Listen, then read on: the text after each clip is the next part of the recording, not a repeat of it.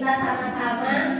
Sekarang kita akan menyanyikan lagu Lion of Judah yang biasanya sering sekali kita nyanyi di setiap minggunya.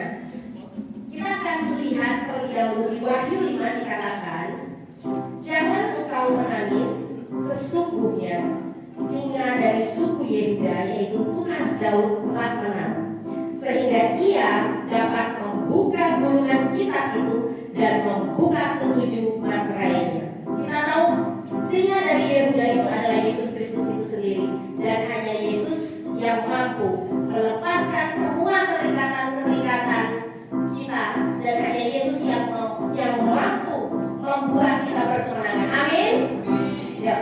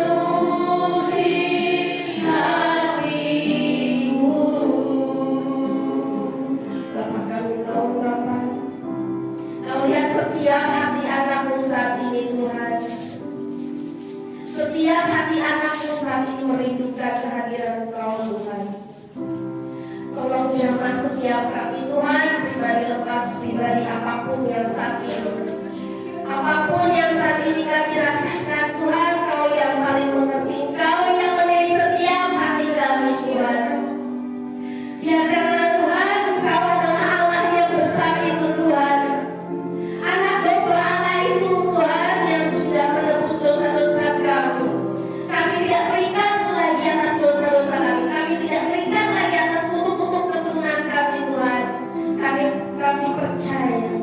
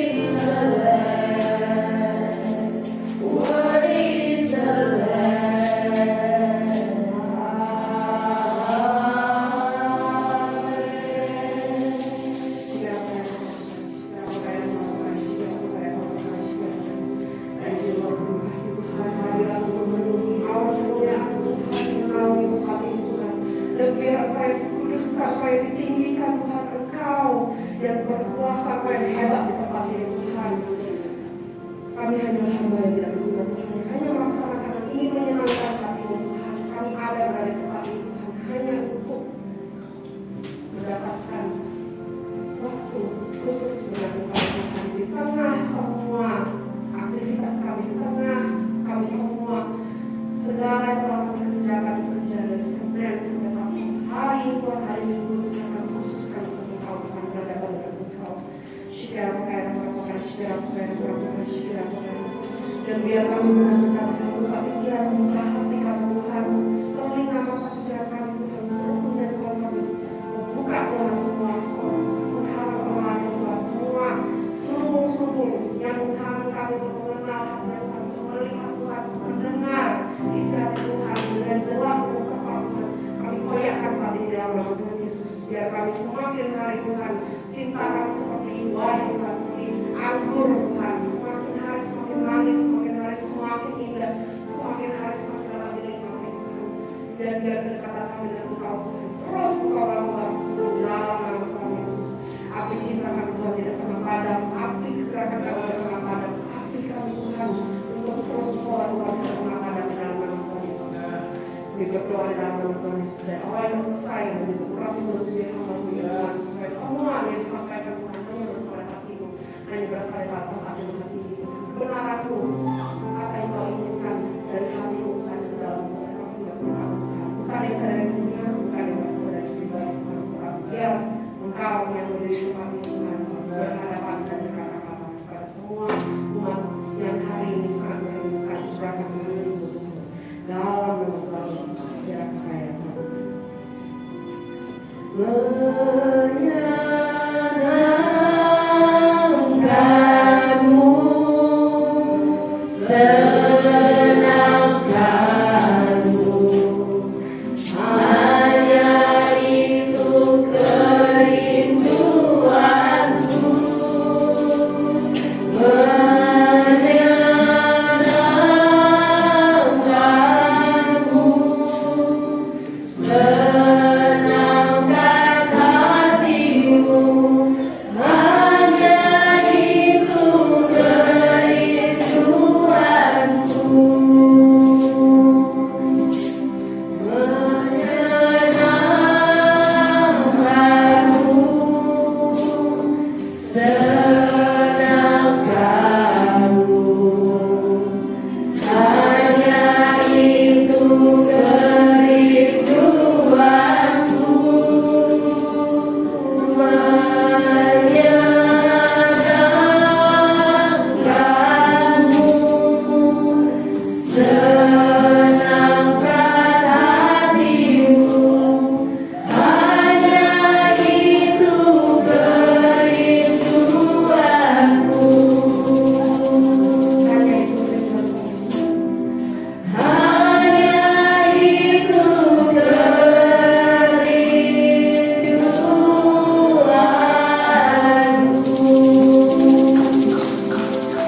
Kami tahu Tuhan apa yang menjadi kesukaanmu, yaitu saat kami berhadapan dengan Engkau, saat kami mencari wajah-Mu, terlepas dari semua yang kami sudah lakukan Tuhan, terlepas dari semua hal yang kami secara manusia pasti kami suka atau tidak, tetapi kesukaan yang paling utama dari Tuhan adalah saat anaknya mencari Dia. Dan inilah kami Tuhan. Inilah kami Tuhan. Maka kami berterima kepada Engkau, waktu kami berikan kepada Engkau, perhatian kami berikan kepada Engkau, dan kami hadir, tidak hanya tunggu, tapi perhatian kami kali ini hadir tunduk kepada Engkau. Dan biar hari ini seutuhnya diri kami dan kami itu menyenangkan Engkau. Haleluya. Nah, bagi Bapak Ibu dalam surga, Bapak Ibu dalam Tuhan, shalom. Bapak Ibu dalam surga, tunggu, Bapak Ibu surga gitu ya. Shalom Bapak Ibu dalam Tuhan. Selamat pagi, semangat ya kita hari ini. Nah, sorry saya pakai masker karena saya sedikit batuk ya. Mohon maaf ya kalau suaranya agak sedikit agak ya. Jadi mesti tolongnya ini kita lagi ada bersama juga. Kita lagi sejak apa lagi banyak yang apa ya. Jadi mohon maaf kalau suara saya ini masih jelas ya, nggak ada kesulitan untuk mendengar suara saya. Aman?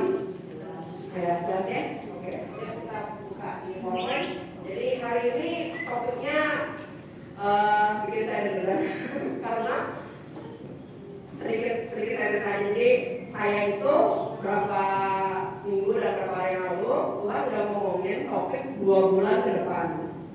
Tapi topik hari ini belum dikasih sampai Sabtu Minggu subuh. Jadi saudara, teman, hari Minggu ini kita belum mau bikin apa bahannya. Saudara tunggu dulu, kamu doa aja tunggu. Jadi ini saya dapat tadi sekitar jam 3 sampai jam. Jadi jam 10 kalau sudah mau saya, habis itu jam 3 jam 4 pagi masih dalam keadaan berdoa. Saudara oke, kayaknya ini lagi nih. Tadi pagi juga baru punya oke, kronologinya gini. Jadi hari ini benar-benar spontan, tapi hanya karena spontan dan dekat waktunya. Tetap yang dari surga itu tidak bisa tergantikan. Jadi mau persiapan bagaimanapun juga, bukan masalah persiapan, bukan masalah apa yang manusia lakukan, tetapi apa yang Tuhan berikan dari surga. Dan hari ini luar biasa yang Tuhan mau berikan kepada kita tentang pemahaman, pengertian, dan kita mau dibawa sama Tuhan masuk ke dalam dimensi yang lebih dalam lagi. Jadi pertama itu adalah tongkat kerajaan. Page 1. Ya, oke. Boleh kita buka di. Kita mulai buka di ayat firman Tuhan. Ini lebih jelas ya. Ya, jadi tongkat. Jadi kita kan beberapa waktu lalu yang sudah terima kartu nama Tuhan. Nah, ini adalah salah satu nama sebutan atau julukan gelarnya Tuhan, yaitu yang sang, yang mempunyai tongkat kerajaan. Siapa kerajaan siapa yang Tuhan lagi ngomong? Kerajaan surga yang mempunyai tongkat kerajaan. Itu adalah salah satu julukan dan gelarnya Tuhan. Nah, hari ini nanti akan ada kesaksian juga dari Jimmy. Ini luar biasa dari Jakarta. Tadi naik kereta pulang deh. Untuk hari ini akan kesaksian dan akan bawa kesaksian ini nama Tuhan yang diambil. Jadi kita selalu siapa yang ambil akan mengalami, siapa yang ambil dibuka ke pemahaman yang lebih dalam lagi. Dan ini saya akan jelasin untuk tongkat kerajaannya. Jadi ayat dasar firman Tuhan yang mengatakan tentang tongkat kerajaan itu apa? Itu baca di Ibrani 1 ayat 8 sampai 9. Boleh Bapak Ibu buka, ini saya buka tadi Mas. Jadi Ibrani 1 8 sampai 9. Boleh kita baca sama-sama dan kita ambil mengurapannya ya. Tetapi tentang anak ia berkata, tahtamu ya Allah tetap untuk seterusnya dan selamanya. Tongkat kerajaanmu adalah tongkat kebenaran. Engkau mencintai keadilan dan membenci kefasikan. Sebab itu Allahmu telah mengurapi engkau dengan minyak sebagai tanda kesukaan melebihi teman-teman sekutumu. Jadi kalau kita baca ulang, ya, tahtamu Allah tetap seterusnya dan selamanya. Kita bicara bukan tentang kerajaan, bukan kerajaan di bumi, karena bumi ini akan banyak serta isinya. Kalau bicara kerajaan surga yang selamanya. Tongkat dan diberikan kepada anak. Siapa? Anak Tuhan, kita yang telah ditebus. Dan kita nyanyi tentang Lion of Judah, dia yang sudah memberi dengan anak domba Allah menebus kita dari suku-suku bangsa kaum dan lain-lain. Dan tongkatnya Tuhan pertama, gimana cara kita bisa memfungsikan dan juga kita memiliki tongkat dari Tuhan otoritas yang sesungguhnya adalah kita di dalam kebenaran. Jadi biasanya orang-orang yang kebenarannya belok, dia tidak bisa memfungsikan otoritas secara utuh. Makanya contohnya ini, yang kamu terima daripadaku, Roh Kudus itu apa? Roh penghibur, Roh penolong, tapi ada satu, dia yang mengisahkan akan dosa. Kalau dari mana dosa atau enggak, dari benar atau tidak, dia adalah roh kebenaran yang akan membawa kita dalam sebuah kebenaran. Jadi sebenarnya esensi Tuhan itu adalah kebenaran, kebenaran surga bukan kebenaran diri maupun kebenaran dunia. Lalu, engkau mencintai keadilan dan membenci kefasikan. Dan Tuhan itu mengurapi kita dengan minyak sebagai tanda kesukaan, melebihi daripada teman-teman sekutu kita. Ya, melebihi yang lain, melebihi yang bukan anak-anak Tuhan, melebihi orang yang tidak menerima roh Tuhan. Itu Tuhan memberikan minyak sebagai tanda kesukaan. Nah, kita harus tahu, kita yang sudah terpanggil menjadi Tuhan Yesus, Tuhan itu kan raja ya. Jadi seorang raja itu boleh pilih siapa yang menjadi umatnya. Sama seperti Queen Elizabeth. Queen Elizabeth, kalau misalnya kamu mau masuk menjadi warga negara Inggris, dipilih itu siapa yang ada di dalam kerajaannya. Bisa dapat paspornya Inggris atau enggak. Ada pilihan untuk diterima dan tidak. Next. Ayat berikutnya ada di Yohanes 15 ayat 16 sampai 17. Bukan kamu yang memilih aku, tetapi akulah yang memilih kamu, dan aku telah menetapkan kamu supaya kamu pergi dan menghasilkan buah. Dan buahmu itu tetap, supaya apa yang kamu minta kepada Bapa dalam namaku diberikannya kepadamu. Inilah perintahku kepadamu, kasihilah seorang yang lain. Dan yang berikutnya adalah Bilangan 23 19 sampai 20. Ini nanti akan jelasin. Allah bukanlah manusia sehingga ia berdusta, bukan anak manusia sehingga ia menyesal. Masakan dia berfirman dan tidak melakukannya, atau berbicara dan tidak menepatinya? Ketahuilah aku mendapat perintah untuk memberkatinya, dan apabila ia memberkati, maka aku tidak dapat membalikannya. Jadi gini, kadang-kadang kita melihat kekristenan saat ini, KTP Kristen tapi tidak percaya Tuhan, itu banyak. Jadi satu hal adalah kita yang dipakai dan kita yang percaya kepada Tuhan dan kita yang adalah anak-anaknya, kita yang memiliki rohnya Tuhan. Kita satu tujuan adalah supaya kita bisa masuk surga. Bagaimana supaya seorang masuk ke surga? Mau ketemu Tuhan, kuduslah kamu karena aku kudus. Mau ketemu Tuhan, jadi kita harus dikuduskan dan menguduskan diri dengan darahnya Yesus, dengan pengampunan dosa dan darah yang tercurah. Kita mau masuk surga, maka kita harus menjadi pribadi yang kudus, yang memiliki roh Tuhan yang kudus. Dan roh itu tidak boleh lepas daripada kita, karena kepemilikan dan juga kewarganegaraan surga adalah roh Tuhan diam di dalam kita. Bukan KTP-nya Kristen, bukan ngomongnya percaya Yesus, tapi Yesusnya bukan Yesus yang kita benar. Karena banyak sekali pengajaran-pengajaran di luar, mereka terima Tuhan Yesus, tapi Yesus yang mereka jelaskan bukan Yesus di dalam kebenaran. Misalnya, banyak banget yang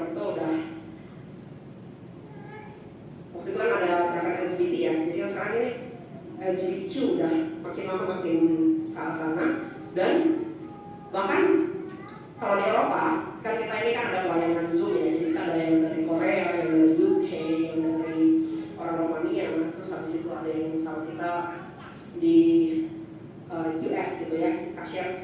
Jadi apa sih yang terjadi di luar negeri gitu ya? Di Indonesia itu kan masih lesbian, gay atau LGBTQ itu masih agak teredam gitu lah. Tapi kalau di luar negeri, bahkan kamu mau menjadi manusia aja, kamu harus mempertahankan dirimu sebagai manusia. Sudah bukan masalah laki-laki dan perempuan aja. Kamu harus mempertahankan dan membuktikan jati dirimu sebagai manusia. Makanya kalau anak-anak yang umur misalnya 5 tahun, 7 tahun gitu, dia masuk sekolah di kita dengar kasusnya di London ya. Jadi mereka ke sekolah, terus habis itu gurunya doktrin. Oh, kamu boleh pilih kamu mau jadi apa? Gak harus manusia juga. Nah, jadi anak-anak ini didoktrin dan ada ilmu konselingnya masuk ke dalam untuk mendoktrin. Pulang-pulang dia nanya sama mamanya, Mama hari saya anak perempuan ya, Mama hari ini saya memutuskan saya nggak mau jadi anak perempuan lagi. Saya hari ini memutuskan saya mau jadi kucing. Jadi mamanya harus jelasin lagi, kamu bukan kucing, kamu itu manusia. Jati diri manusia ini harus dipertahankan lagi, harus dilurusin lagi. Kamu bukan kucing, kamu bukan anjing, kamu itu manusia gitu loh. Itu harus dijelasin lagi dari dasar. Terus misalnya ada yang, kalau saya yang dulu kan yang video kan lebih dari cowok jadi cewek. Oh kamu badannya cewek tapi dalamnya kamu cowok, jadi seharusnya kamu tinggal operasi aja jadi cowok gitu. Kalau nggak kamu mau sukanya warna pink tapi kamu cowok, ya kamu nggak cocok, kamu mendingan jadi cewek aja. Sedangkan kalau kita mau ikut abad 19 dan 18, pink itu adalah warna, kan dulu warna merah agak susah ya didapat, jadi warna terdekatnya bisa dideteksi warna merah itu warna pink. Dulu itu pink itu warna laki-laki, karena itu mendekati warna merah. Karena merah itu kalau perang kan rata-rata darah. Jadi bicara tentang kekuatan, bicara tentang semangat, bicara tentang sesuatu yang membara. Terus api itu kan juga di lambungnya merah. Jadi dulu sebenarnya sebelum mulai dikomersilkan sekarang pink itu adalah warna wanita, aslinya merah dan pink itu adalah warna laki-laki untuk mereka perang. Tapi ini sekarang didoktrin semuanya. Oh, kamu laki-laki suka warna pink ya? Oh iya, kamu cocoknya jadi perempuan. Nanti ya diatur ya kapan kamu operasi transgender. Nah jadi ini pengkotak-kotakan gitu. Dunia ingin mengubah manusia ikut kotaknya dunia. Sama seperti di Amerika itu ada 26 gender. Jadi kalau bayi itu lahir, gak boleh sebut he atau she. He itu orang laki-laki. She itu perempuan, gak boleh disebut. Mereka udah panggil mereka them. Them itu artinya apa? Mereka. Nanti mereka akan memilih siapa diri mereka. Apakah mereka adalah potongan dari sel? Apakah mereka adalah kucing? Apakah mereka adalah kucing? Apakah mereka manusia? Apakah mereka atasnya cowok, bawahnya cewek, bawahnya cewek, atasnya cowok? Atau ya itulah yang sedang terjadi. Jadi kemanusiaan seseorang harus dibela gitu loh. Kamu harus menunjukkan siapa kamu. Kamu harus membela. Kamu tuh manusia atau enggak? Harus kamu pertahankan kembali. Kemudian ini, kenapa saya pun Tuhan suruh dengerin satu hal. Kemudian gini, pernah nggak kamu bertanya, kenapa di dalam firman Tuhan pemburit dan bencong dan ini tidak masuk kerajaan Allah? Padahal mereka nggak bunuh orang. Kemudian pernah kamu tanya nggak? Saya pernah kepikiran tentang tanya itu kan. Kemudian ingat kembali saat aku membentuk manusia, Tuhan membentuk manusia sesuai dengan gambar diri Allah. Penolakan pada gambar diri Allah adalah penolakan kepada Tuhan itu sendiri. Kalau kamu menolak Tuhan, berarti kamu menolak surga. Kamu menolak menerima yang dari Tuhan, karena semua yang bisa diberikan oleh Tuhan kepada engkau, mulai dari rohnya. Dari rohnya semua pengurapan itu turun. Dari rohnya kamu menerima semua yang kamu bisa terima. Kamu bisa terima semuanya. Kamu tolak sesuatu dari Tuhan, kamu menolak Tuhan itu sendiri. Makanya saya selalu ngajarin, oke ya, yang murni dari Tuhan Yesus terima, yang murni dari Tuhan Yesus tolak.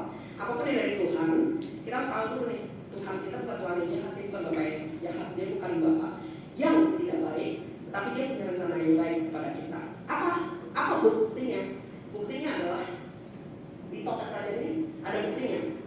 Seorang raja yang menginginkan orang-orang itu masuk menjadi umatnya, karena yang menentukan boleh masuk atau tidak ke dalam satu kerajaan itu adalah rajanya.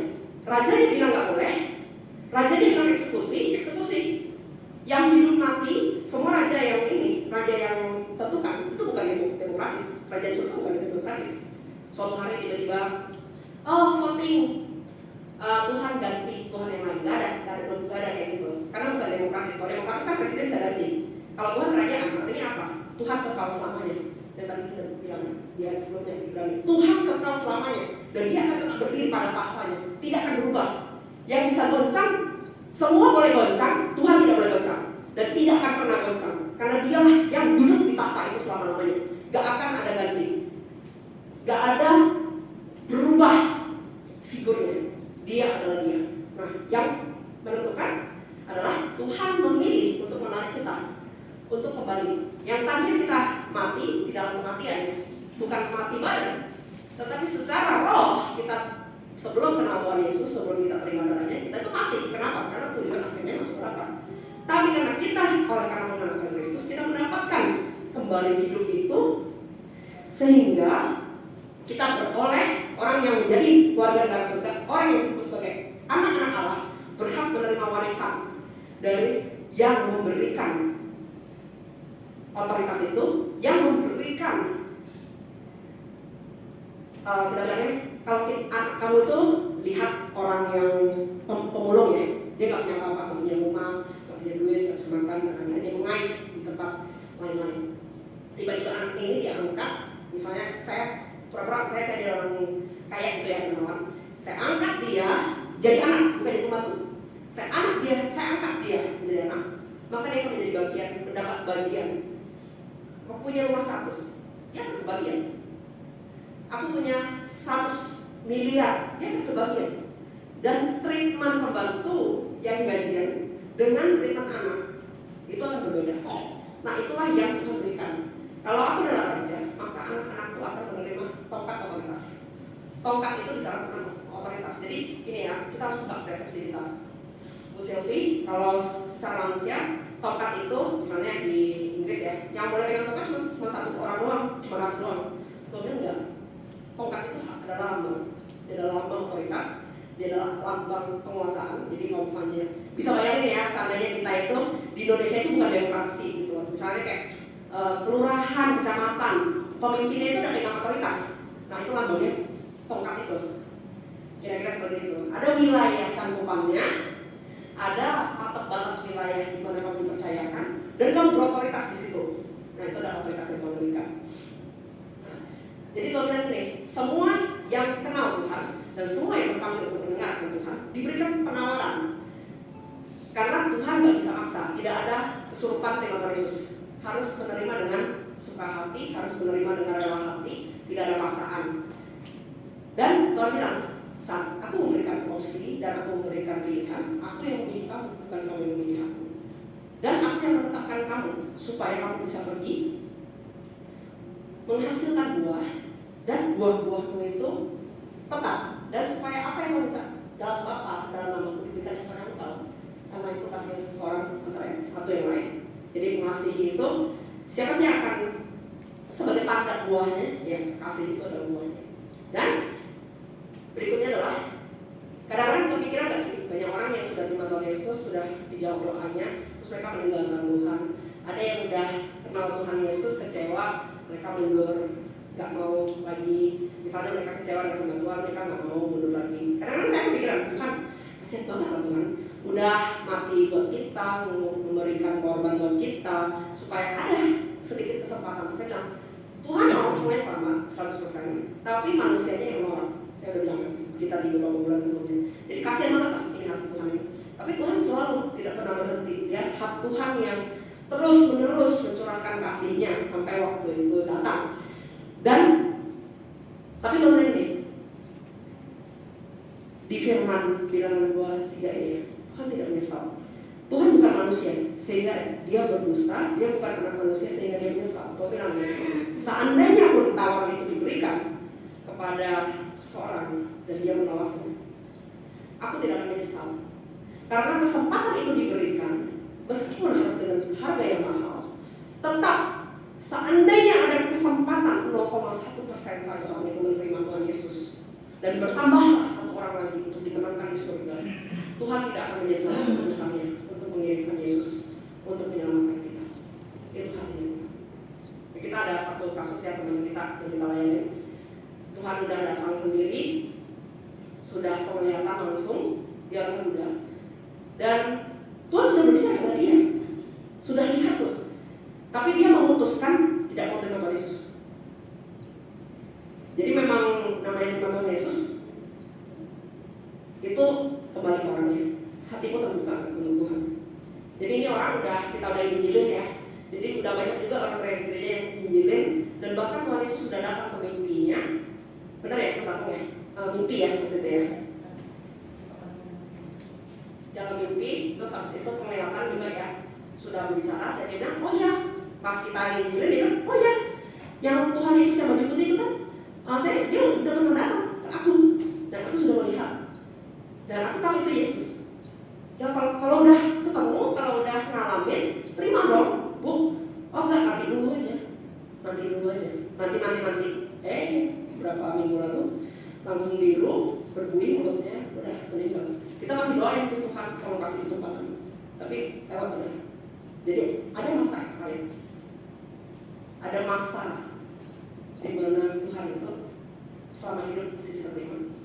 Tapi kalau waktunya itu sudah sampai, dan bukan dia tidak pernah mendengar Tuhan, hanya dia tidak memutuskan mau ikut Tuhan. Dia merasa dia menolak Tuhan, ya, seperti itu. Apa yang tidak diterima adalah ditolak. Tapi kita sebagai hamba Tuhan, maupun kita sebagai yang mengenal hatinya Tuhan, kita tidak pernah berhenti untuk menyampaikan dan memberikan kesempatan kepada orang yang benar, terlepas dari apapun yang mereka putuskan.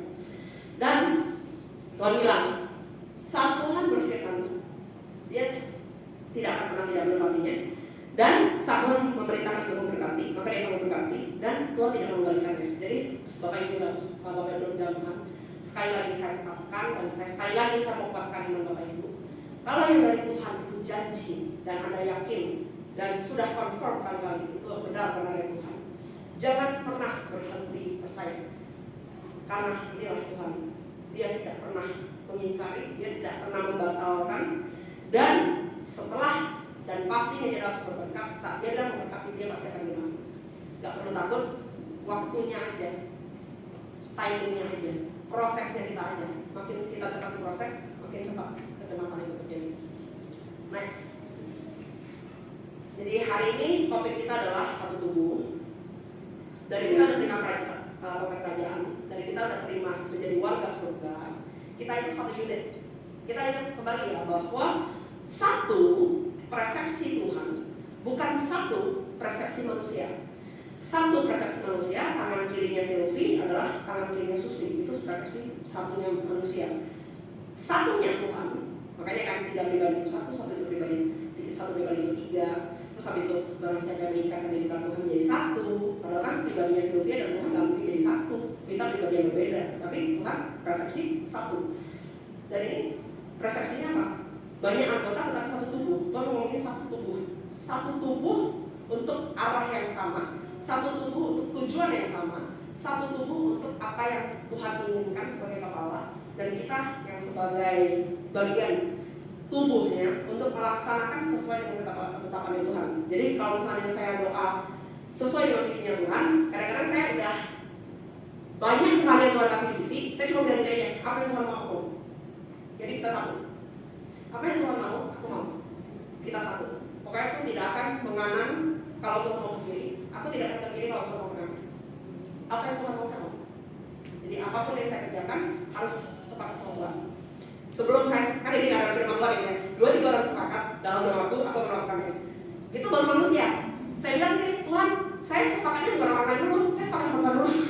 Kalau Tuhan, kita, makanya kan kamu minta dalam nama Tuhan, kamu dalamku, aku di dalam kamu, kan artinya satu kan. Jadi dia bilang, aku sepakatnya sama Tuhan dulu. Pokoknya Tuhan mau apa, aku ya aja. Pokoknya Tuhan mau apa, aku sepakat sama Tuhan. Jadi kesepakatanku yang pertama, bukan dengan manusia dulu. Saya sepakat dengan Tuhan dulu. Tuhan mau apa? Saya sepakat. Jadi 2. Sebenarnya Tuhan dan saya. Kita sepakat dulu, baru saya jalan. Tuhan maunya apa? Aku jalan. Aku mau lakukan ini. Aku tanya Tuhan, Tuhan aku mau ini. Kamu kayak itu enggak? Apakah itu pengiri dari pengenanmu? Kalau memang Tuhan mau saya ke kanan dan saya ke kiri, saya bilang tarik balik ke kanan. Pokoknya saya ikut sama Tuhan. Saya ikut arahnya Tuhan, saya ikut jalurnya Tuhan. Saya nggak mau ikut. Soalnya udah berkali-kali, saya maunya apa, Tuhan maunya apa, terus ujung-ujungnya cuma muter-muter. Jadi saya bilang udah nggak mau Tuhan. Aku tahu saat Tuhan maunya apa, Tuhan akan bertanggung jawab untuk buka jalan ke yang apa Tuhan mau. Jadi kesepakatanku adalah bersama Tuhan. Di Korintus 12 ayat 12 sampai 20. Karena sama seperti tubuh itu satu, anggota-anggotanya itu banyak dan segala anggota itu sekalipun banyak merupakan satu tubuh.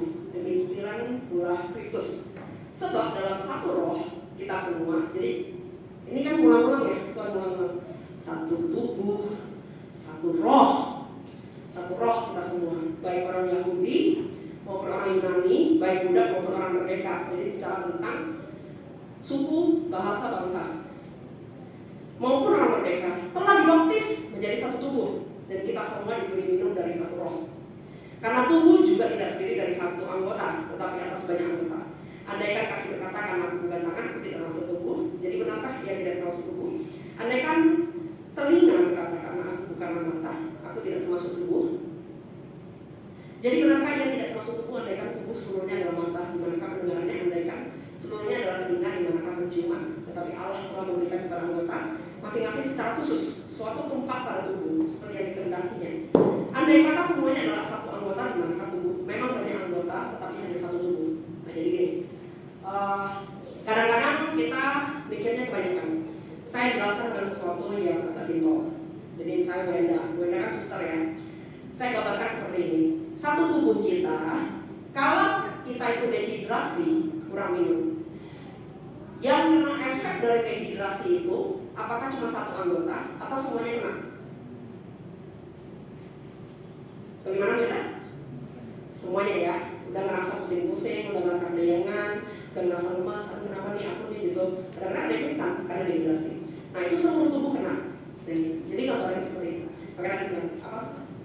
Semua diminum satu roh. Jadi roh Tuhan yang kudus itu kan digambarkan barang siapa yang haus, datanglah kepadaku. Setelah kamu minum, kamu tidak akan haus lagi. Jadi haus itu bicara tentang kesegaran, itu bicara tentang pemulihan. Apa sih yang terjadi saat kita itu lemas, pingsan, kita dikasih minum, oralit apalagi ya, itu minumnya langsung segar, langsung semua sel-sel itu hidup semuanya. Nah itu air hidupnya Tuhan. Nah jadi di dalam kita itu satu tubuh, kan ini kan maksudnya ya. Satu tubuh itu, kalian itu fungsinya apa sih? Kalian itu tugasnya apa sih? Misalnya tadi di sini, saya di sana lagi beresin nih, saya punya bahan-bahan. Nah Susi di sini udah mikirin nih lagu bersama Verna, bersama Vivi lagi main piano nih, terus habis itu juga lagi main gitar, Citra lagi komputer. Nah semuanya lagi berfungsi nih. Anak-anak dari tadi berfungsi, umur 3 tahun, umur 4 tahun udah berfungsi nih. Habis itu yang lagi duduk apa? Mereka juga ada tugas mereka masing-masing. Semuanya berfungsi, nggak ada satu pun yang lewat. Tapi apa yang mereka lakukan? Yang duduk-duduk ini jangan pikir nggak ngapa-ngapain, ini jaga kos dari tadi kok kalian. Jadi nggak ada satu pun yang tidak berfungsi. Itu semuanya berfungsinya dari mana? Berfungsi bersama dengan Roh Tuhan. Jadi orang-orang yang ngumpul doang, tapi tidak di dalam satu roh, minum dari satu roh, artinya tidak di dalam pimpinan dan penunjukan para Roh Tuhan, itu tidak lagi satu tubuh sebenarnya, lagi dalam sendiri-sendiri. Tetapi perkumpulan berapapun orangnya, 2 orang, 3 orang, 4 orang, 10 orang, 100 orang, kalau mereka di dalam pimpinan Roh Kudus, maka mereka minum dari satu roh. Karena itu saya bilang, kalau saya minta ya, kita bahasanya, oke, urapan apa? Tuhan mau bicara apa dalam hidupmu? Saya kayak gini, kan kita suka ngomong, oke kita hari ini lagi bajunya pakai baju warna tongkat nih, semuanya hari ini pakai baju warna tongkat masing-masing. Kayak pakai warna merah, warna hijau, Johan coklat gitu aja. Jadi bicara apa sih? Bicara pemulihan. Harus ada pemulihan Tuhan turun atas dia, harus ada pemulihan Tuhan keluar dari dia. Dari mana saya apa? Dari saya harus tenaga, bisa cinta pada Tuhan. Yang mengenai orang-orang apa? Orang-orang yang mendengar dari pelayanan saya maupun mendengar dari firman yang disampaikan Tuhan dalam hidup saya harus mencintai Tuhan, harus mau dekat sama Tuhan, harus ada kerinduan, menyala-nyala untuk mendekat kepada Tuhan. Oke, saya kangen lagi kan, setiap kali mungkin Bapak Ibu bosan, saya udah bisa berdoa. Kalau Bu Silvi sebelum masuk khotbah, ini pasti menyenangkan. Ini udah dari 3 bulan, 4 bulan yang lalu. Saya udah tebak nih, Bu Silvi sebelum nyanyi masuk khotbah menyenangkan. Kenapa? Saya mau ngajak Bapak Ibu, kita bukan lagi ibadah biasa, kita tuh lagi mau nyenangin hatinya Tuhan, dan itu sesuai dengan tongkat saya. Menyala dengan cinta, menyala berapa Tuhan, mendekat sama Tuhan gitu. Kita mendekat sama Tuhan. Saya mau ajak semuanya, apa yang ada pada saya, apa yang panggil saya, apa yang saya ingin bawa Bapak Ibu untuk ada hati seperti itu. Kenapa? Karena pertama, kasihlah Tuhan dengan sebenar-benar kan. Baru 2, kasihlah sesamamu seperti dirimu sendiri. Nah, saya mau bawa itu semua. Saya sebelum khotbah pasti lagunya itu biarinlah. Kalau ada Bu Silvi kayaknya kurang improvisasi. Bu Silvi ini agak bosenin nih. Setiap kali masuk khotbah menyenangkanmu. Enggak. Saya mau ngajak Bapak Ibu ada hati untuk menyenangkan Tuhan dulu. Sebelum kalian disenangkan oleh Tuhan. Sebelum kalian mendapatkan sesuatu dari Tuhan. Ada hati itu mengalir dari hati kalian itu untuk menyenangkan Tuhan. Dan saya berdiri di sini juga. Saya kan bukan ngomong apa-apa di sini. Saya sesuai dengan firman Tuhan, sesuai dengan isi yang memberikan, tidak PK, tidak minta nama, tidak minta pujian, tidak minta terima kasih, benar hanya cuma untuk menyenangkan Tuhan. Itu saya, dan saya mau Bapak Ibu seperti itu juga. Gitu. Saya mau sama-sama kita minum dari satu rohnya Tuhan untuk menyenangkan Tuhan. Dan masing-masing kita ada pengurapan. Masing-masing kita yang sudah pernah kita lewati, yang kita udah pernah menang, pasti itu akan khusus buat kalian. Jangan dipikir kalian sudah dirikan. Lihat baik-baik hidup kalian. Kalau bisa minta sama Tuhan, takutnya kalian dicuri. Sesuatu yang spesial sudah Tuhan berikan kepada kalian. Takutnya itu dicuri, kalian dibikin lupa, kalian dipikir nggak berdah, itu nggak ada apa-apanya. Tapi sebenarnya berharga, dan itu adalah khusus buat kalian. Itu bicara tentang tongkat otoritas juga. Boleh lihat sebentar ya tadi tongkat otoritas sebentar. Tongkat, ya ini saya sedikit. Nama-nama Tuhan itu kan bulan lalu saya kasih kartunya. Ada beberapa yang desainnya memang belum keluar untuk belum kasih. Tapi kalau ada yang belum ambil, nanti boleh ambil dulu. Ini adalah desain untuk tongkat kerajaan. Ya ini aku belum cetak karena kita lagi masa ada revisi sedikit. Cuman tongkat kerajaan itu desain yang Tuhan kasih ini. Kalau Bapak lihat, itu kan lupa jelas ya, sampai berapa juga bisa lihat. Itu ada tanduk. Ini ada tanduk. Dia itu ada tanduk minyak. Jadi kalau saya zaman dulu, mereka kan nggak pakai botol kaca ya. Mereka itu kalau di luar negeri itu, kalau saya pernah dengar shofar itu adalah alat musik yang dari tanduknya lembu atau ya, jadi dari tanduk lah gitu. Nah itu kalau ada lubangnya baru bisa ditiup jadi alat musik atau shofar. Itu biasanya untuk peperangan maupun untuk memberitahukan sekutu. Nah kalau misalnya ujungnya nggak dipotong, itu bisa disimpan sebagai taruh minyak. Jadi minyak dulu misalnya kalau kalian pernah dengar di ayat firman mengurapi Raja Daud. Nah saat itu Samuel disuruh sama Tuhan untuk mengambil tanduk minyak. Jadi tanduk minyak itu bentuknya seperti ini. Biasanya ada talinya, mereka ikat di pinggang mereka. Nah itu buat dibawa-bawa. Dan itu hanya pas mau mengurapi doang. Nah saat itu kan mau takutnya kan dibunuh sama Saul. Jadi Tuhan bilang diam-diam pergi sambil bawa minyaknya itu. Nah minyak untuk pengurapan raja itu desainnya agak unik gitu, dari emas gitu. Nah jadi ini gambaran, ini tepatnya itu adalah gambaran dari tanduk untuk pengurapan minyak raja. Nah satu lagi itu adalah tongkat kerajaan. Di atas itu kan dunia ya, dengan mahkota. Mahkota itu kan bicara tentang siapa yang diberikan otoritas, siapa yang Tuhan angkat naik, siapa yang menjadi kepalanya gitu loh. Kan mahkota nggak ditaruh kaki, mahkota pasti tertaruh kepala. Jadi siapa yang Tuhan bawa naik jadi kepalanya gitu loh. Nah jadi apa sih yang Tuhan perkatakan? Artinya adalah kita yang telah menerima roh Tuhan, kita yang minum dari suatu roh Tuhan. Gak usah takut sekarang posisimu di mana, di bawah, posisimu lagi melayani di samping. Nah itu salah, karena begitulah Tuhan melakukan. Dipercayakan hal kecil, dipercayakan hal besar. Kita setia pada perkara kecil, kita akan dibawa naik perkara besar. Benar apa? Kamu akan melihat saat kamu itu di training, saat kamu diproses sama Tuhan, kamu akan mengambil dan menerima warisan-warisan dari surga. Dan warisan dari surga itu berbicara tentang ini, tongkat, otoritas, kepemimpinan. Satu waktu seorang yang di bawah gak akan dibawa terus, suatu hari dia menjadi pemimpin.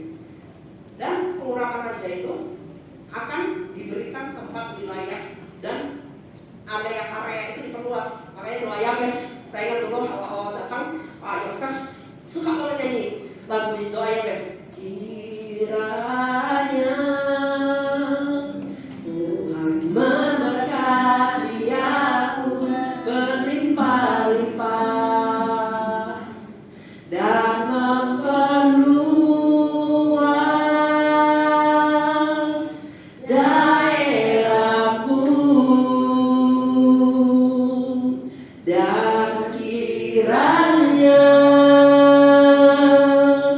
Tuhan menyertai aku dan melindungi aku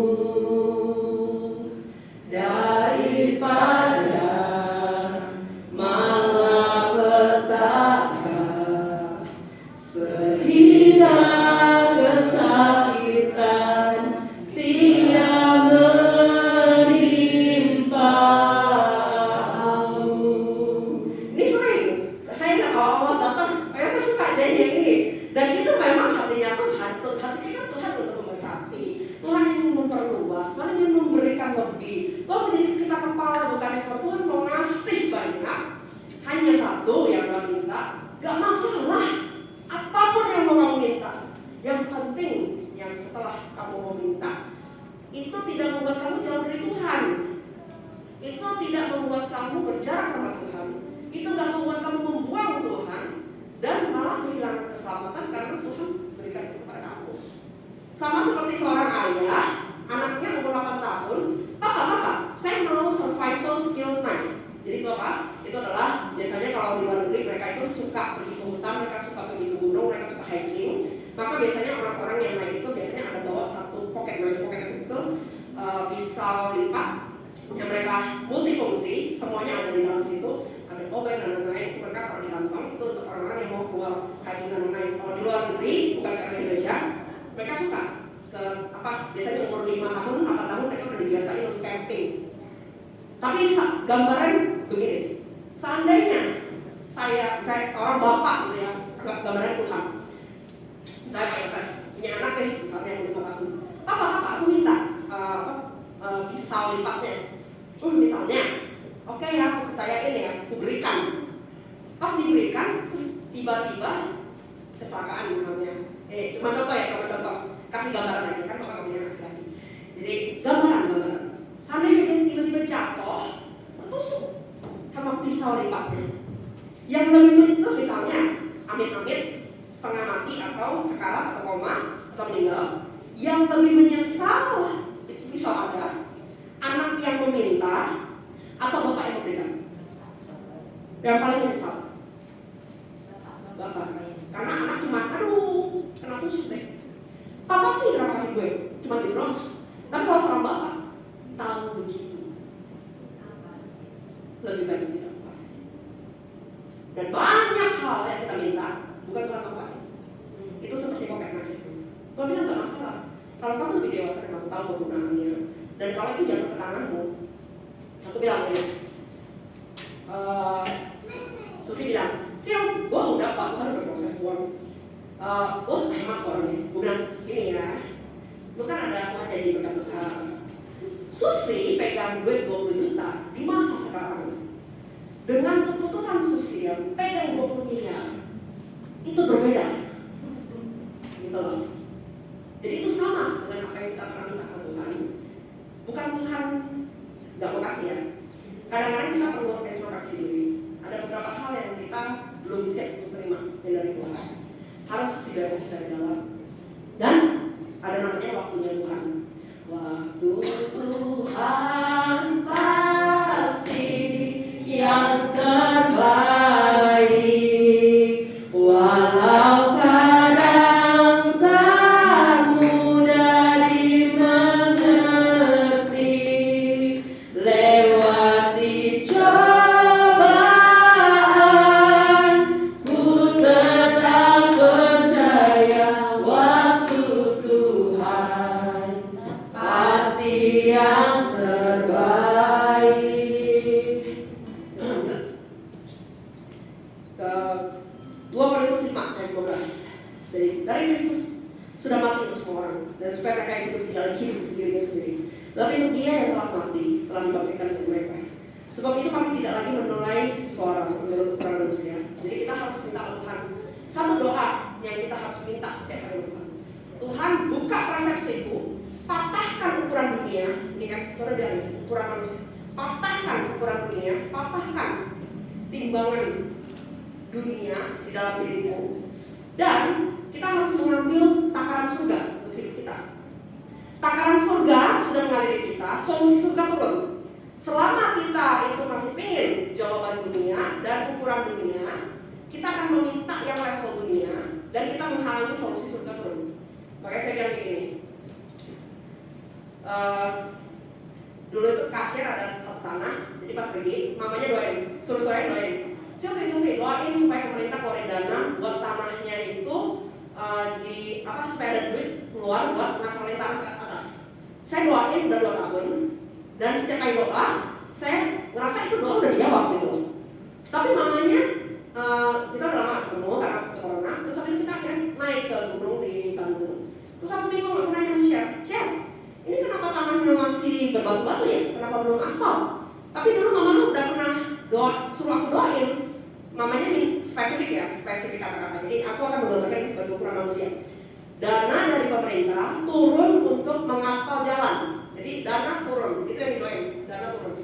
Terus habis itu, iya Sil, aku bilang, aku udah doa loh sama Tuhan. Dan Tuhan itu ngapain kamu? Saya marah sama aku, bilang, kamu ngapain doain lagi? Udah jawab.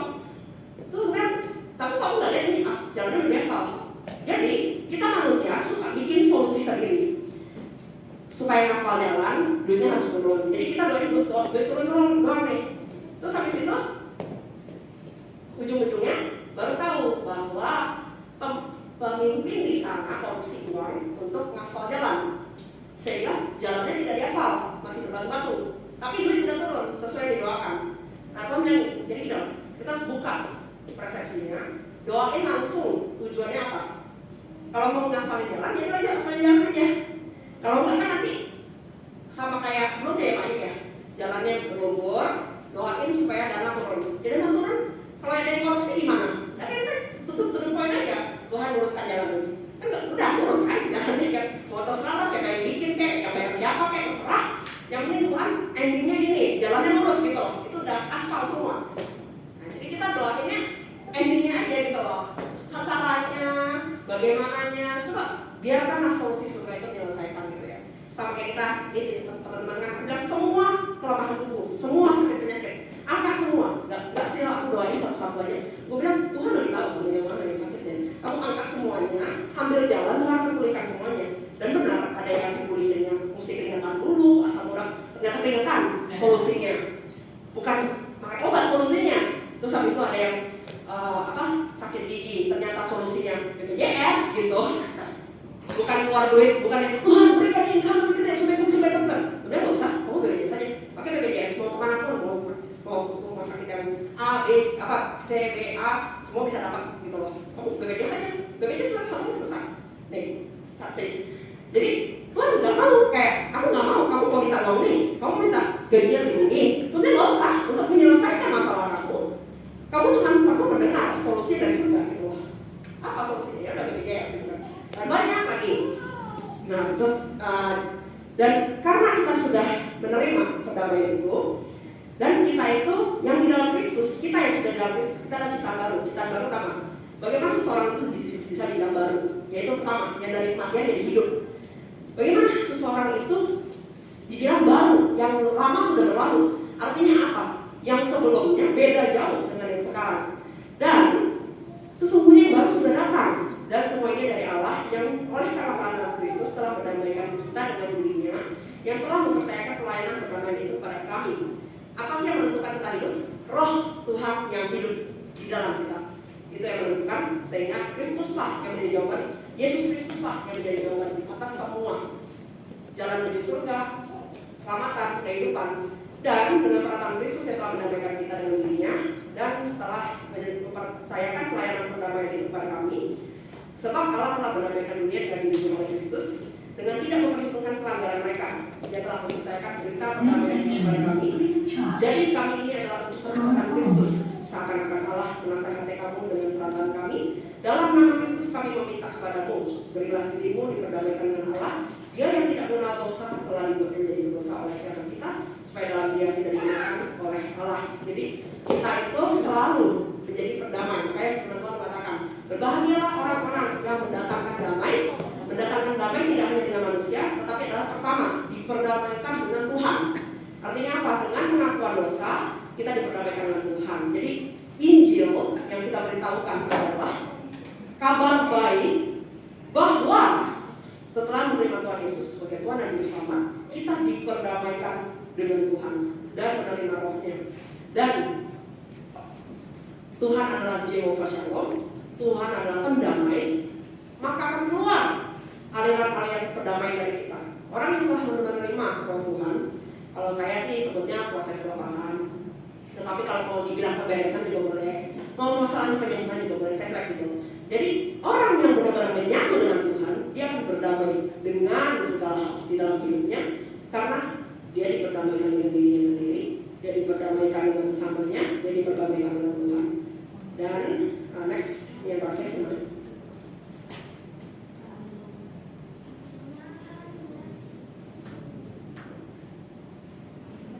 Ya. Dan Korintus 8 ayat 5-10, mereka memberikan lebih banyak daripada yang kami harapkan. Mereka memberikan diri mereka pertama-tama kepada Allah, kemudian oleh karena kehendak Allah juga kepada kami. Sebab itu kami mendesak kepada Titus supaya ia mengunjungi kamu, menyelesaikan pelayanan kasih itu sebagai dari mana ia telah memulainya.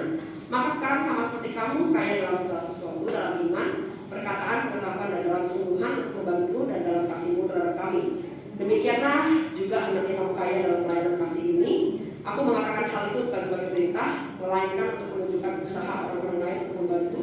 Aku mau menguji keikhlasan kasih kamu, karena kamu telah mengenal kasih karunia Tuhan kita Yesus Kristus, bahwa Ia yang oleh karena kamu menjadi miskin, sekalipun Ia kaya supaya kamu menjadi kaya oleh karena kemiskinannya. Dan inilah pendapatku tentang hal itu, yang mungkin berfaedah bagimu. Memang sudah sejak tahun yang lalu kamu mulai melaksanakannya dan mengambil keputusan untuk menyelesaikannya. Jadi pertama di Korintus 8 ayat 25 mereka itu penekanan ya, ini penekanan saja. Ini habis ini kita selesai karena kita ada saksian bahwa pertama korban pemberian adalah memberikan diri mereka pertama-tama kepada Allah. Jadi semua ini ya, kita ini sudah terlalu banyak didoktrin dan terlalu banyak dicuci otak sama keadaan yang ada. Oh, korban terbaik uang, oh korban terbaik waktu, oh korban terbaik itu kita terlibat pelayanan. Kalau pelayanannya itu hari ini ada 5 sesi, kita ikut 5 sesi. Kita harus balik lagi ke esensinya. Kita adalah baik Allah, kalau Tuhan yang kudus dia di dalam kami, karena itu di dalam aku, karena itu muliakan aku Tuhan dengan tubuhmu itu dalam seluruh kehidupanmu, dan pelayanan utama kepada Tuhan pertama-tama adalah memberikan diri seutuhnya, memberikan diri apa yang ada di dalamnya kepada Tuhan, kepada Allah. Jadi saat kita memutuskan untuk melayani, gak cuma pelayanan di gereja doang, gak di gereja Shalom terus habis itu pulang gak olah yang Pak. Jadi seutuhnya itu sudah diberikan kepada. Jadi saat kita sudah mengenal Kristus, kita itu menjadi kaya oleh Dia, dan kita harus mengambil keputusan. Saat kita datang melayani Tuhan seutuhnya, itu harus diberikan seutuhnya, tubuh jiwa dan roh kita kalau sadar, setiap tindakan, perbuatan, setiap keputusan, semua harus itu semua diberikan kepada Tuhan. Ya, kita berdoa dulu untuk menutup ini. Habis itu ini adalah kesaksian. Yuk kita angkat tangan kita. Tuhan, kita terima pengurapan untuk tongkat kerajaan. Kita terima Tuhan yang dari tempat Maha Tinggi. Kita menerima Tuhan warisan surgawi Tuhan yang memang telah ditetapkan untuk kami, dan itu adalah berkat yang Tuhan memang memberikan untuk memberkati kita, untuk melindungi kita, untuk memenuhi lumbung-lumbung kita, dan untuk menyinari dan menyinari kami dengan wajah-Mu. Artinya adalah kami terus bisa bersekutu dengan Engkau Tuhan, kapanpun, waktu apapun, dan juga dalam situasi keadaan apapun Tuhan. Dan kami menerima kasih karunia dari Engkau secara utuh di dalam nama Tuhan Yesus.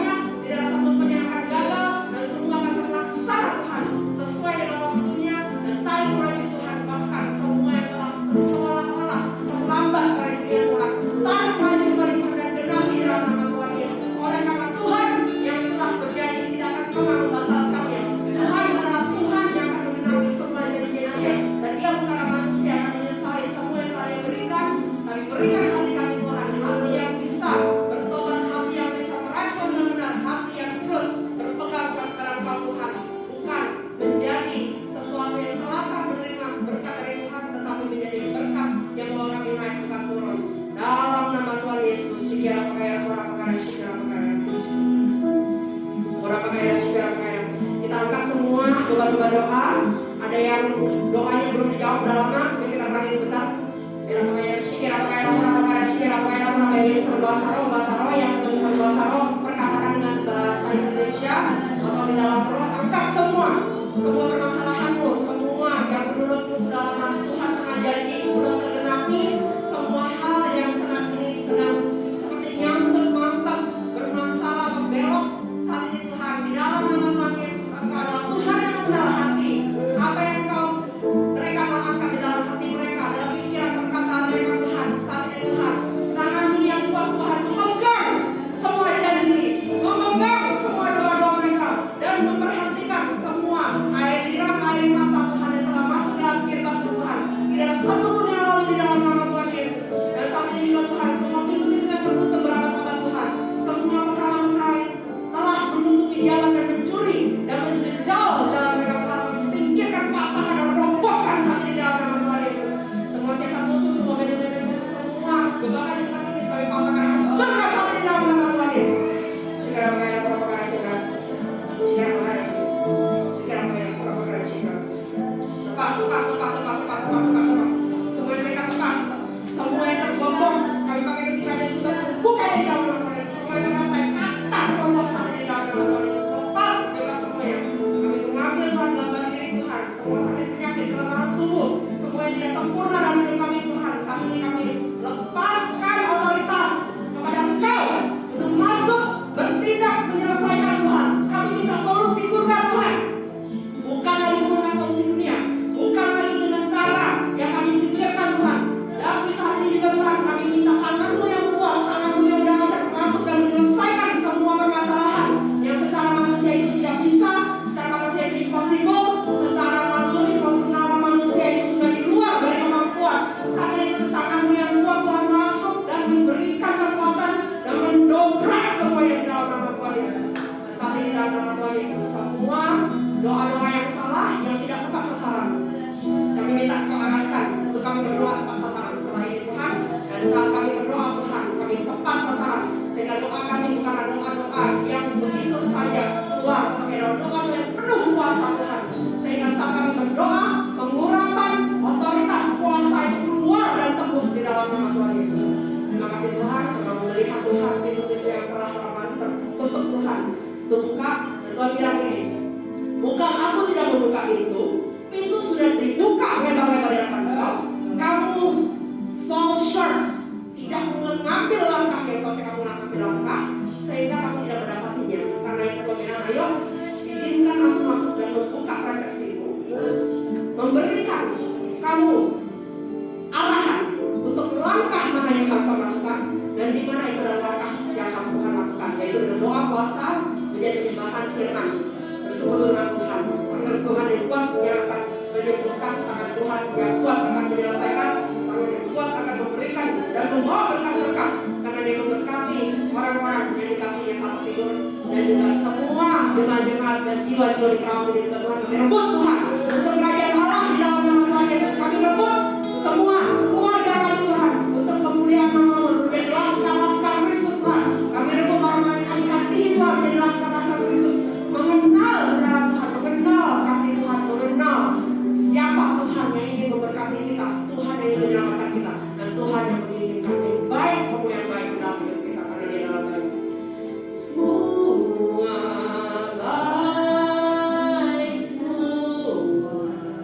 baik, apa yang Kau berbuat di dalam hidupku.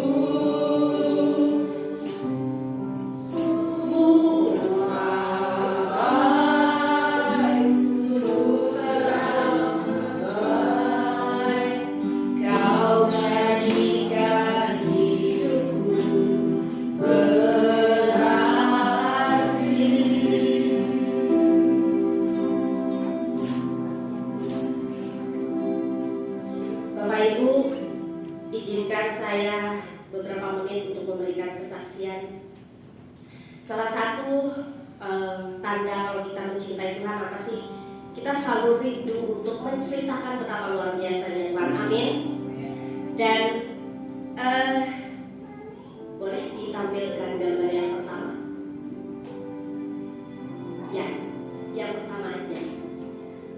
Bapak Ibu jangan kaget ya. Saya ceritakan terlebih dahulu. Papa saya berumur 84 tahun dan sekarang sehat ya. Ajaiblah Tuhan, bagaimana keluarga kami begitu banyak keajaiban yang Tuhan berikan kepada keluarga kami, dari yang sembuh dari leukemia, dari yang sembuh dari serangan jantung, dan papa saya juga 10 tahun saya berdoa untuk dia menerima Tuhan Yesus. Akhirnya setelah 10 tahun tiba-tiba Tuhan memberikan Roh Kudus buat papa saya, dan akhirnya papa saya menerima Tuhan Yesus. Banyak hal yang keluarga kami mengalami betapa luar biasanya Tuhan Yesus itu. Dan ini Juni 2024, tepatnya tanggal 10, papa saya di Bangka, di Pangkal Pinang, kalau ada yang tahu daerah Pangkal Pinang ya. Nah, kami berempat saudara, dan kebetulan hari ini cici saya pakai baju biru hadir, dan dia menyaksikannya, dia jadi saksi. Tanggal 10 kemarin tiba-tiba perawat papa kirim foto, ternyata tangan papa bengkak dan sakit seperti ini. Dan kami kaget, ini apa ya? Dan kami minta perawatnya untuk segera membawa ke rumah sakit. Akhirnya di USG, ini hasil USG-nya, didapati ternyata ada lipoma ukuran 3,5 kali 1,8 cm. Dan dokter bilang ini harus dioperasi karena tidak ada obat. Saya tidak tahu apakah karena dia di daerah ataukah memang benar-benar tidak ada obat, atau memang salah satunya cara yang harus operasi. Saya tidak tahu. Tetapi setahu saya ada beberapa obat oles di Tokopedia atau di Shopee atau dimanapun ada yang katanya obat Cina bisa menyembuhkan lipoma. Tetapi karena papa saya juga tidak mungkin kami bawa ke Jakarta dengan usianya, akhirnya kami bingung nih, kami berempat bilang gini, gimana ya kalau operasi, papa ada diabetes, papa setiap hari disuntik 2 kali insulin, jadi kita agak khawatir kalau sampai papa dioperasi nantinya, karena ya bahaya juga ya kalau ada gulanya tinggi gitu kan. Nah, biasa kami berempat ini punya grup WhatsApp, kami semua wanita ya, cewek-cewek, anak papa kami semuanya wanita, semuanya wanita. Dan kalau soal mendoa itu katanya aku, si anak bungsu, ciciku yang pertama bilang begini, lu aja deh, kalau doa mah lu aja, tanya Tuhan cuman. Nah, aku bilang, emang gue siapa gitu kan, membuat Tuhan buru-buru untuk memberikan jawaban. Tapi aku bilang begini, ya udah, ntar malam jam 9 ya, aku doa malam, aku saat teduh bersama Tuhan, aku akan tanya Tuhan nih. Aku cuma berdoa, aku bilang begini, Tuhan, papamu ini loh Tuhan, ini segede begini, ini agak ngeri sih, kayak mau meledak gak sih? Coba lihat, ya kan? Agak mengerikan ini Tuhan. Kalau dioperasi, papa udah tua Tuhan. Kedua, kalau dioperasi ya Tuhan, udah pasti aku yang harus ngurusin. Harus balik ke Bangka beberapa minggu, karena pasti dong aku yang ngurusin, karena anak paling kecil gitu kan. Dan kalau aku ngurusin, sudah pasti aku nggak bisa pelayanan ke Jakarta, nggak bisa pelayanan ke Kerawang, nggak bisa pergi ke sini ke sana untuk melakukan pekerjaanmu. Aku bilang, Tuhan tolonglah Tuhan, apalah obatnya ini? Gak perlu pakai lama, tiba-tiba aku dikasih penglihatan. Tulisannya huruf besar semua, daun jarak. Coba dikasih fotonya. Ya, dikasih. Tuhan bilang daun jarak. Oke. Aku sudah happy dong. Jam 10 malam aku bilang ke ciciku, yes, Tuhan sudah bilang ya, penglihatannya daun jarak. Tapi aku bingung, daun jarak ini apa ya? Setahu aku masih kecil, di kampung itu memang pernah dengar daun jarak, tapi biasanya di hutan-hutan. Pertanyaannya kan gini, di kampungku sekarang hutannya udah gak ada lagi, semua mereka perumahan. Jadi cari kemana? Ya kan? Ya udah, besok paginya aku carilah di Tokopedia. Aku pikir daripada daun jarak, mendingan minyak daun jarak. Benar nggak? Lebih gampang kan? Karena sudah siap, tinggal beli di Tokopedia, tinggal kirim ke Bangka. Tapi Tuhan ingetin, bukan minyaknya, tetapi daun jaraknya. Oke, sekarang aku mesti gimana? Ciciku sudah bilang, pokoknya lu atur lah ya, yang penting papa sembuh. Nah, aku sendiri bingung. Untungnya aku punya teman baik yang ada di Bangka. Aku tanya dia, lu kenal gak ya orang yang tahu obat-obatan herbal? Kali aja dia tahu obatnya, daun jarak ini tumbuhnya di mana.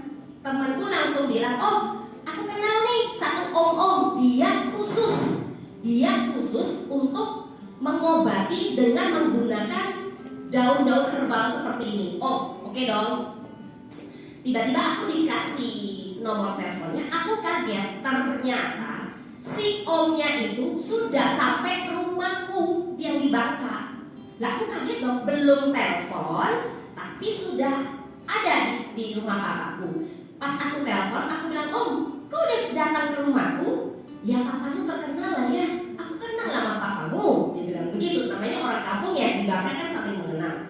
Dia bilang begini, aku sudah lihat tangan papamu itu, obatnya, aku tahu obatnya. Terus aku bilang, om sorry om, aku maunya daun jarak. Dia bilang begini, daun jarak itu obat untuk sariawan. Untuk tangan papamu ini obatnya beda. Aku tahu daunnya itu jenisnya apa. Dan aku bilang begini, maaf ya om, tapi aku sudah berdoa dan Tuhan bilang obatnya daun jarak. Karena omnya. Jadi gini ya, kalau di Bangka itu, kalau seseorang dapat pewahyuan mengenai obat-obat tertentu, orang pasti berpikir, karena kita Chinese, orang pasti berpikir gini, ini kayaknya dukun Cina nih, kalau kita panggilnya Taipan ya, dukun Cina. Aku bilang, om, maaf ya om, aku cuma mau daun jarak aja. Terus kata omnya, ya udahlah, kalau kamu mau daun jarak, aku bisa ngomong apa? Dia bilang gitu kan. Dia bilang gini, sekarang aku tanya kamu mau daun jarak putih atau daun jarak merah? Nah, ya aku kan bingung ya, Tuhan kan gak ngomong ya daun jarak apa, yang penting daun jarak, bener gak? Jadi aku bilang begini, oh yang penting daunnya hijau, oh aku gak tahu putih atau kuning atau merah, yang penting hijau, aku bilang. Lalu omnya, karena udah bohong sama aku ya, udah pusing lah nih anak kalian. Ya udah, lu mau tahu daun jarak? No, di depan rumahmu, di depan tetangga itu, no, daun jaraknya itu, ya. Aku mau pulang, gitu kan. Nah, terus perawatku sekarang yang bingung. C, ini daun jaraknya mau diapain? Nah kan Tuhan gak kasih tahu ya komposisinya apa, karena Tuhan gak kasih tahu resepnya seperti apa, gitu kan. Aku bilang, aku cuma berdoa begini, Tuhan, kau kan cuma bilang daun jarak. Aku percaya ketika engkau bilang, aku ngikutin, pasti sembuh. Caranya gimana aku gak tahu, aku cuma bilang ngikut daun jarak. Akhirnya dengan pemahamanku sendiri, aku bilang begini, ya udah kak, perawat kita aku panggil kak, ambil 5 lembar, tumbuk daun jaraknya, balurin di tangan papa yang bengkak, cukup dari sore sampai pagi, siang menuju sore dilepas, cukup dari malam dibawa tidur aja, ya kan? Nah sebenarnya gini, semua juga pada bingung sih, masa sih hanya daun jarak akan sembuh? Aku pun jujur aja, aku sampai bilang Tuhan maafkan aku ya, aku ini agak ragu, tapi aku percaya sih gak mungkin penglihatan sejelas itu kalau bukan dari Tuhan, gak mungkin. Nah next boleh. Ini 17 Agustus. Kalian lihat ya, coba before dan afternya.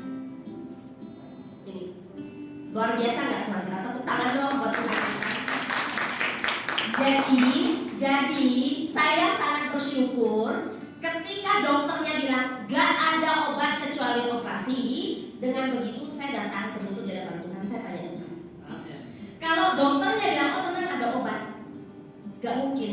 Saya berdoa sama Tuhan, saya minta. Benar ya? Coba lihat perbedaannya. Dan sekarang papaku bilang, udah nggak sakit lagi, udah ya aku nggak usah balurin lagi. Ya sudah, puji Tuhan. Dan saya satu hal yang saya ingin sampaikan begini, apapun permasalahan kita, keluarga kami sudah melewati banyak hal. Salah satu yang kami percaya begini, apapun yang kita tanya sama Tuhan, asalkan kita ini percaya aja sama Tuhan, percaya dulu modalnya, Tuhan pasti kasih jawaban. Entah jawabannya itu harus ke dokter, harus operasi, atau dengan obat herbal. Kalau Tuhan sudah kasih intisarinya, sudah kasih jawabannya, tinggal ngikut. Saya yakin dan percaya kalau saat ini permasalahan kita di tempat ini juga mungkin banyak permasalahan kita. Tapi satu hal, ketika kita datang kepada Tuhan, ketika kita percaya Tuhan akan memberikan jawaban seperti ini. Dari bulan Juni ke Agustus berapa? Juli, Agustus cuma 2 bulan. Kalau operasi apa yang terjadi? Biaya operasi berapa? Papa saya ada diabetes juga, saya nggak tahu resikonya. Tetapi dengan Tuhan, obatnya apa sih? Daun jarak gratis, uang tinggal ngambil di depan rumah. Amin. Percaya bahwa Tuhan dahsyat, amin. Ya, ini cici saya, dia akan menyanyikan satu lagu. Sebelumnya mungkin dia ada kesaksian. Mirip ya mukanya ya, cuma rambutnya aja ya, satu panjang satu pendek. Shalom Bapak Ibu. Bagaikan kita tak berbelah. Oke, kenalkan nama saya Billy. Saya kakaknya Susi, kakak yang nomor 2.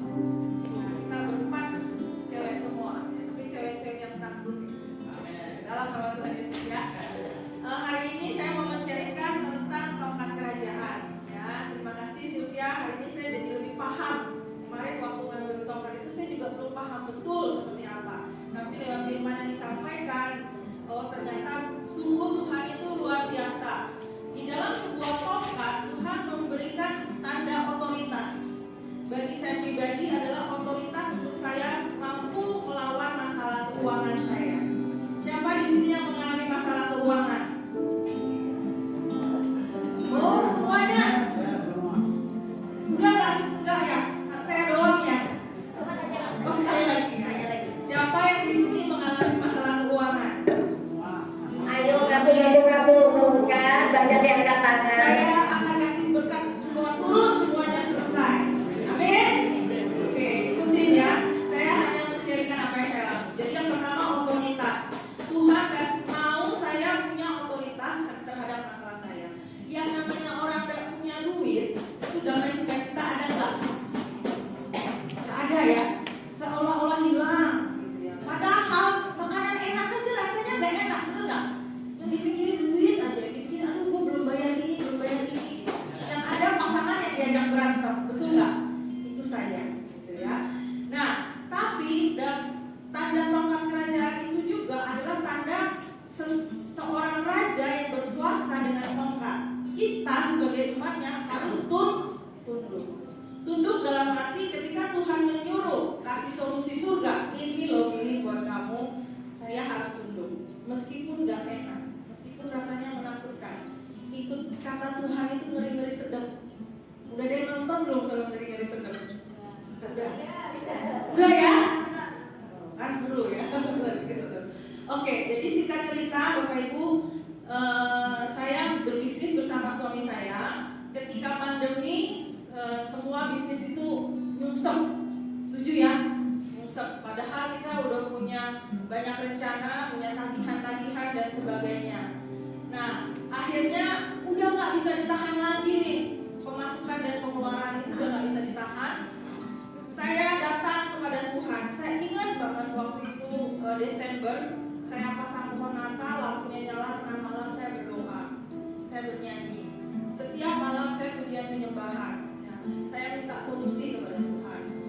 Diingatkan kembali, doa puasa oke. Ternyata doa puasa itu kita menarik otoritas kita, supaya otoritas kita dijaga. Karena Tuhan udah kasih. Kalau kita fokus sama masalah kita nggak melihat Tuhan tolong kita seperti apa. Makanya orang bilang, ketika saya dalam masalah Tuhan kok nggak tolong. Kenapa? Karena kita dalam ketakutan, tidak ada namanya sukacita, otoritas kita nggak ada. Nah, buang, simpan, kita masuk ke dalam otoritas Tuhan dengan doa dan puasa. Di situ saya berdoa sampai mencucurkan air mata. Tuhan, saya angkat tangan, saya nggak tahu lagi harus bagaimana Tuhan. Tapi saya pegang janji Tuhan. Berbahagialah orang yang mengandalkan Tuhan, karena dia tidak akan dikecewakan. Dan berbahagialah orang yang menaruh harapannya kepada Tuhan, dia tidak akan dipermalukan. Saya nggak takut kerja keras, tapi saya malu kalau dipermalukan. Setuju Bapak Ibu? Singkat cerita, Tuhan kasih saya satu jenis tawaran pekerjaan yang menurut saya itu bertolak belakang sekali dengan apa yang sudah saya kerjakan selama ini. Saya ini jualannya kosmetik, skincare sama suami saya, ya, produk luar negeri. Pandemi nggak ada orang yang mau dandan, betul nggak? Orang semua di rumah pakai celana pendek, udah kerja, bener nggak? Intinya Tuhan kasih tahu saya adalah kamu pergi, kamu jadi marketing usahanya ciciku, kakak saya yang pertama. Dan Bapak Ibu tahu barang yang harus dijual itu apa? Saingannya Vena. Barang bangunan. Cocok gak saya ini? Udah cakep begini gitu ya. Oh, masker Pak. Oh, kalau masker gampang jualnya. Jual masker itu gelar aja langsung jual ya. Puji Tuhan kalau jualan itu lumayan Pak. Apa aja saya jual. Jangan deket-deket sama saya jual. Ya.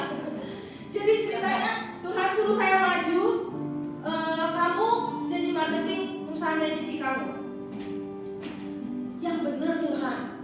Kalau orang melihat saya nanti saya ketemu orang yang saya kenal, saya malu Tuhan. Tapi saya berusaha untuk taat. Ya udahlah, Tuhan suruh saya maju. Tapi saya minta tanda sama Tuhan supaya saya nggak salah dengar. Ya, benar ya. Kalau salah dengar bahaya, salah jalan beda nasib. Ya. Akhirnya saya minta tanda sama Tuhan. Saya berdoa sebelum saya melangkah, saya bilang Tuhan, hari ini pertama saya jalan, saya coba nawarin. Dan saya mau ketika saya pulang, saya langsung dapat orderan. Kira-kira itu permintaan yang ajaib gak? Ajaib lah. Orang gak kenal saya gak bawa barangnya. Saya cuma bawa brosur, kenalan, kasih nomor telepon, saya minta nomor telepon balik, orang mau order sama saya. Ajaib Bapak Ibu. Hari pertama saya melangkah, saya dapat orderan 2 klien. Puji nama Tuhan. Amin. Saya nangis sepanjang jalan. Tahu kenapa saya nangis? Kok saya nggak percaya ya sama Tuhan ya? Tapi di sisi lain saya bersyukur. Kenapa? Oh berarti saya dengar suara Tuhan yang benar, nggak salah jalan. Tidak hanya sampai di situ Bapak Ibu, singkat cerita, setiap orang klien toko yang saya pegang itu semua dari Tuhan. Karena saya tahu mereka nggak kenal saya. Bagaimana mereka bisa mau ikut saya? Cuman yang saya punya skill marketing doang. Enci-enci, engkok-engkok gitu ya. Mau kasih saya handphonenya, sini kok Ci, saya bikinin aplikasi. Belanja pakai aplikasi bisa dapat untung banyak. Mereka seneng loh sama saya. Enak ya ada orang yang sabar yang mau ngajarin. Belanjalah mereka sama saya. Jadi omset dari pulau-pulau ya beda-beda datang ke saya. Puji nama Tuhan. 3 bulan saya menjalankan pekerjaan itu, omset kurang lebih tembus 1 miliar. Wow. Saya nggak tahu barang Bapak Ibu, kalau ini saya cuma telepon. Dan pernah satu kejadian, saya hanya bisa Tuhan, setiap target saya butuh duit. Setiap target tercapai udah dapat duit, betul? Saya nggak pusing tiap bulan target saya berapa, karena saya percaya Tuhan yang kerjain buat saya. Kenapa? Karena Tuhan yang utus saya. Seperti orang duta, kedutaan kan dijamin kan? Sama kita dijamin. Sampai satu hari last minute Tuhan kirimkan orderan lewat referensi. Si ini ngomong saudaranya, si itu baik kok orangnya bagus, kamu order sama dia aja. Suatu hari saya terima telepon nggak kenal, Ci, saya mau pipa 5.000 batang. Dan itu closing terjadi. Puji nama Tuhan. Sampai hari ini sudah 3 tahun lebih tak pernah saya tidak capai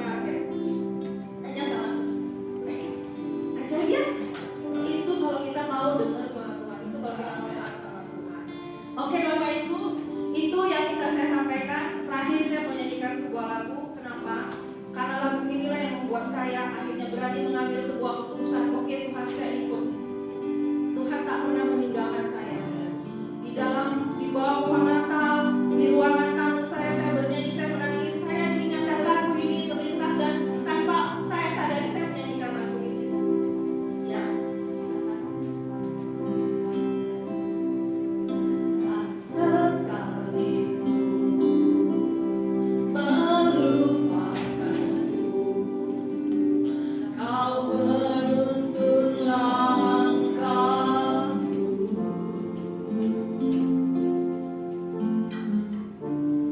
Ku tak pernah sendiri, kau tak tinggalkanku. Tak sekalipun melupakanku, kau menuntun langkahku.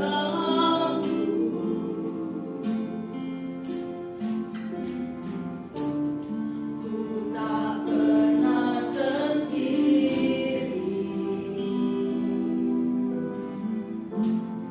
kau tak tinggalkanku. Ku tak akan pernah menyerah sampai ku lihat kau bekerja. Ku percaya mujizat akan nyata. Ku takkan berhenti percaya.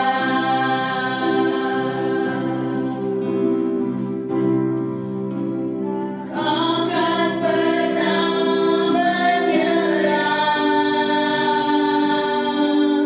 sampai ku lihat kau bekerja. Ku percaya mujizat akan nyata. Ku takkan berhenti percaya. Dari awal kita katakan, tak sekalipun melupakanku, kau menuntun langkahku. Kami tak pernah sendiri Tuhan. Ku tak pernah sendiri,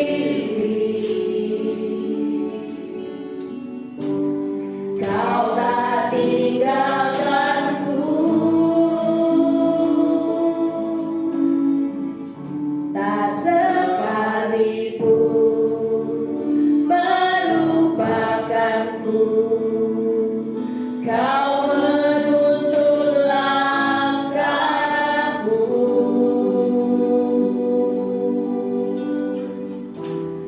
Ku tak pernah sendiri, kau tak tinggalkanku. Aku katakan aku tidak pernah menyerah Tuhan. Ku tak akan pernah menyerah sampai ku lihat kau bekerja. Ku percaya mujizat akan nyata.